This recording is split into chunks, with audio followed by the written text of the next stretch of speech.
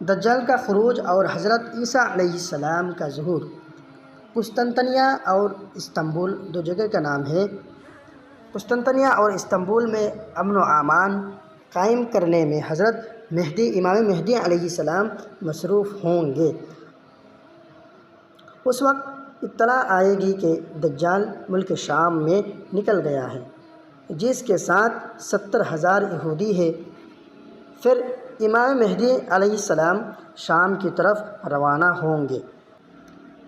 فجر کا وقت ہوگا، سب لوگ نماز کے لیے کھڑے ہوں گے۔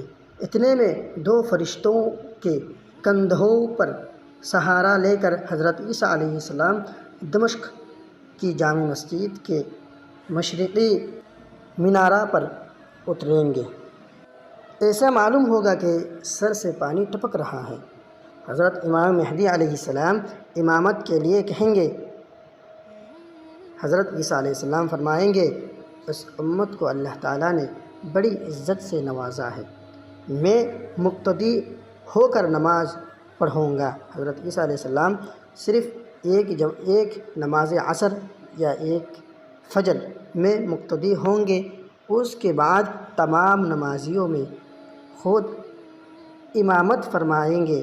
نماز سے فراغت کے بعد حضرت امام مہدی علیہ السلام فرمائیں گے کہ لڑائی کی کمان آپ سنبھال لیجیے۔ وہ فرمائیں گے، نہیں، میں صرف قتل دجال کے لیے آیا ہوں، مطلب دجال کو قتل کرنے کے لیے میں صرف آیا ہوں۔